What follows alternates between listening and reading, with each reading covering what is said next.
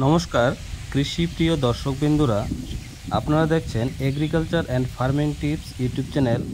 আর আপনাদের সঙ্গে আমি রয়েছি সুপ্লব। আজ আমি ধনেপাতা চাষের একটি গুরুত্বপূর্ণ ভিডিও আপনাদের সাথে শেয়ার করছি। বর্ষাকালীন ধনেপাতা চাষ খুবই লাভজনক চাষ। আমি প্রায় 8 শতক জমিতে ধনেপাতা চাষ করেছি। ধনেপাতা চাষের পুরো পদ্ধতি আপনাদের সামনে তুলে ধরার চেষ্টা করছি। প্রথমে মাটিকে ভালো করে চাষ করে নিতে হবে। তারপর ছোট ছোট করে মাদা তৈরি করে নিতে হবে, যাতে বৃষ্টির জল জমে না থাকে। এরপর সার ব্যবস্থাপনায় প্রতি বিঘা জমিতে 1 টলি পরিমাণ গোবর সার এবং 40 কেজি সিঙ্গেল সুপার ফসফেট দিয়ে মাটিকে ভালো করে মিশিয়ে নিতে হবে।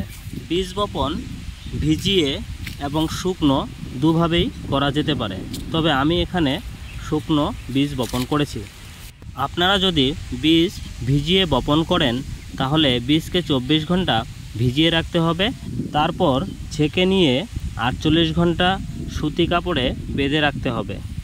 বর্ষাকালে বৃষ্টির চাপে ধনেপাতা নষ্ট হয়ে যায়, তার থেকে রক্ষা পেতে হয় প্লাস্টিক দিয়ে ছাউনি দিতে হবে, নতুবা খড় দিয়ে, শুকনো খড় দিয়ে মাদাগুলো ঢেকে দিতে হবে।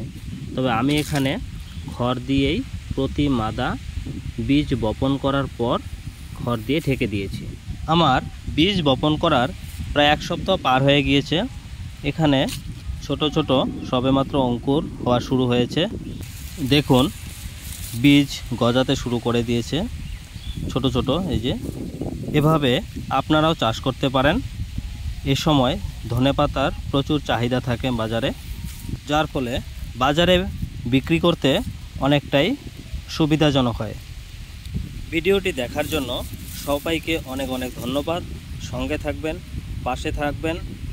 চেষ্টা করব পরবর্তী আপডেট আপনাদেরকে দেওয়ার জন্য।